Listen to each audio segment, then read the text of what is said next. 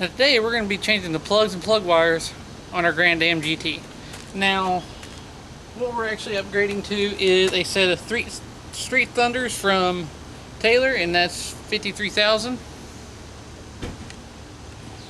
And then we are running E362 spark plugs, hoping to get the most out of our ignition. Now, eventually we're going to be changing the coils, but for now we're going to leave our stock coils.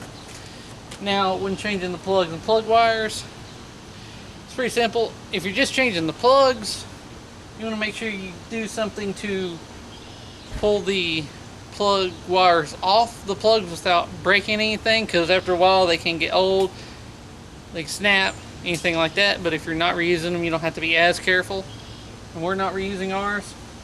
Now, if you are changing them and get confused, on the coil packs they're numbered on which they fire to, so be sure, one, it's easiest to replace one wire at a time, and if you mess up, the coil pack should have the numbers on them to tell you where they go. But what we're going to do is get started on this.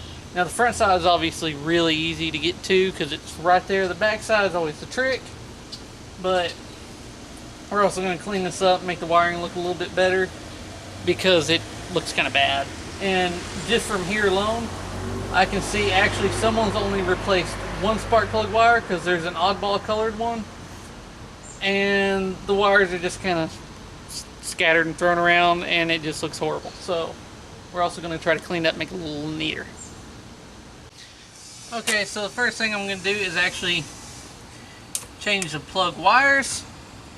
And to make changing the spark plugs easier in the future, unlike what they did here, as you can see the way they ran the wires, we have the middle one here on the end of this loom, and the first one here in the middle of the loom. Now, the way I'm going to do it is actually put these in order here. So if you take all the boots off at the same time, they're in order here on the loom, so you can put them right back on where they were. Make it a lot easier on yourself. Now we're going to pull this one. Gonna move that one over there. Now, when you get a new plug wire kit, one of the easiest things to do is to take the new and the old and line them up for length to see which fits the best. Which, if you line them up by order of length, it becomes pretty easy. We can see these two are almost the same. This one's the longest. Doesn't exactly match, but that should do it.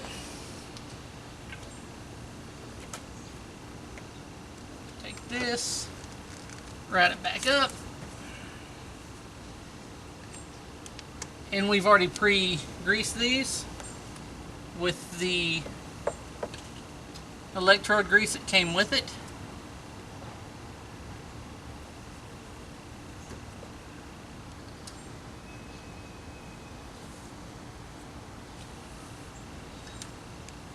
Actually, yeah. Now these were already laying on there, on the intake. I don't think there's any other way around that. So we're just going to leave it like that for now. There we are. Now we'll come over to the second one.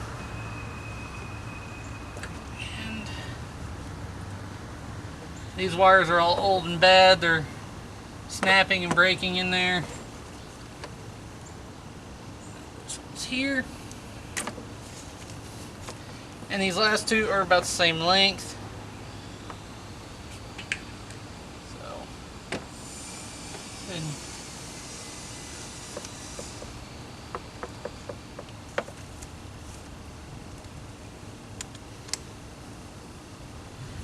and we'll just keep repeating the process until we got each one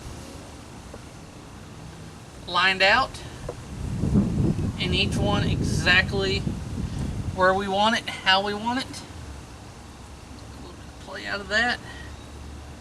That way it's not so close to the fan. Just like that. That one looks good.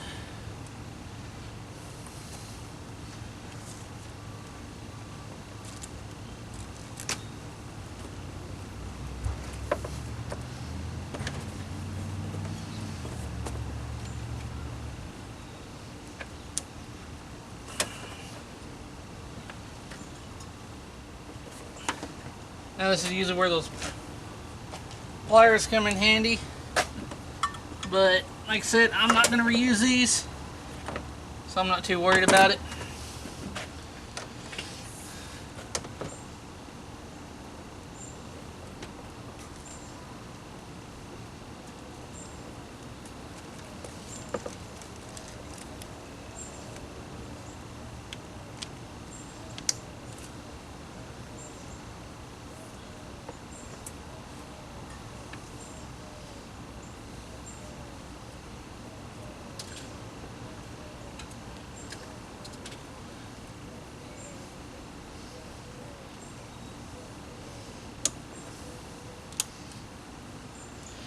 Now, if you can see what I'm talking about,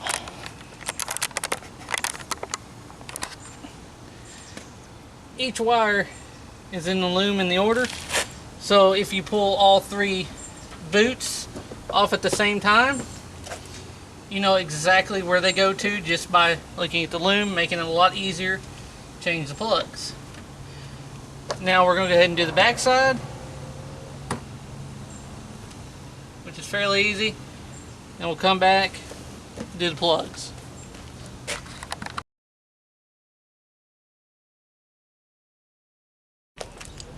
Alright, now we got the plug wires and plugs actually changed on the back side, which is a pain.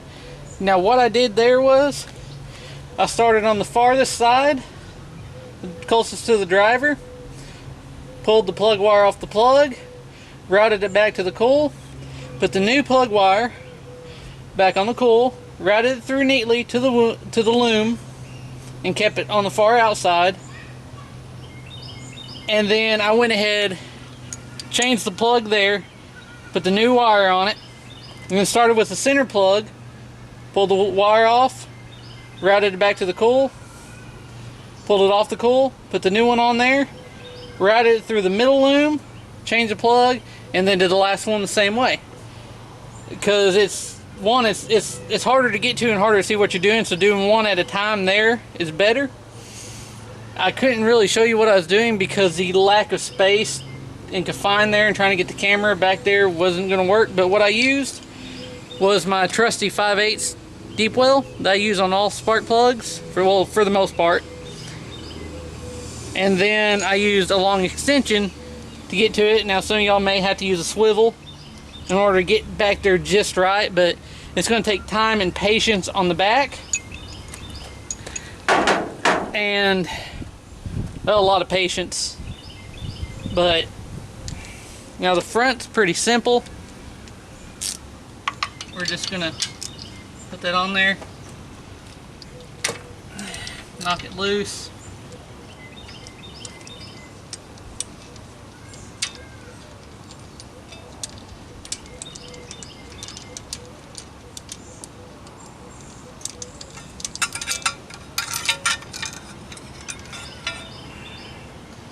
Pull out the old plug. Put the new plug in. Now, one of the benefits to E3 is you don't have to gap them. So if you accidentally bump it while trying to put it in, you ain't got to worry about messing up the gap. But if you do gap your plugs, when you're putting them in, just be very careful not to bump the head and mess up your gap. And we're just going to change all three of them.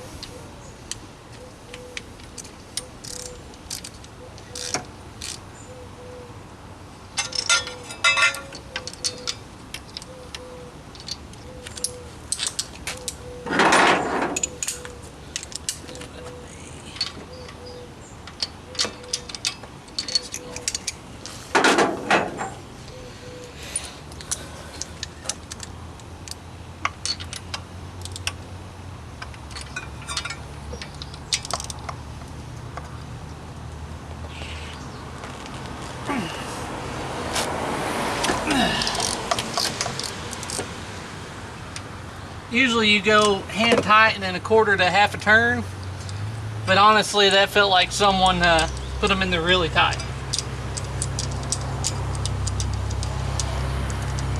Now once we change these plugs, we're just going to put our plug wires back on and start it up.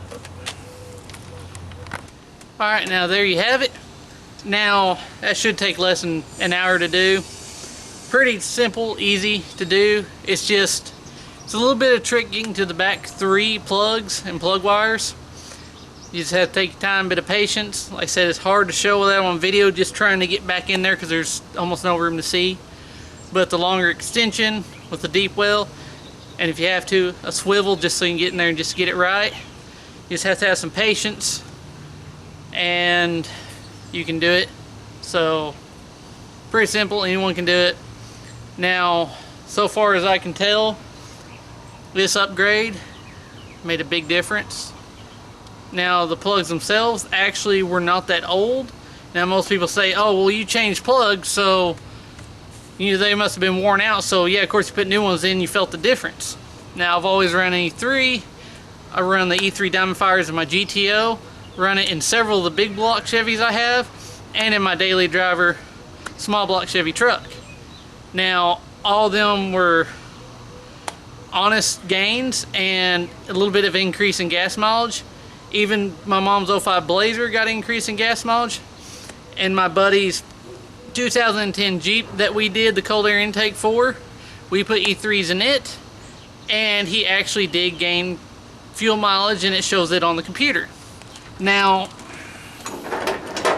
as I said, we did get a little more throttle response, a little more acceleration. It felt a little bit faster, and it was not changing old plugs. As you can see, these plugs were fairly fine, not very old. So we're not dealing with worn out plugs here. We're not dealing with soot covered plugs, foul plugs, or anything like that. So, not to mention, E3s usually last a lot longer for me.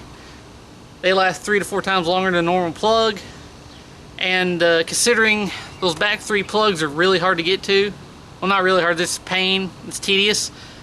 I'd rather have plugs that last 3 or 4 times longer so I don't have to deal with it that often. Now hopefully this information proved helpful to you, and as always, thanks for watching.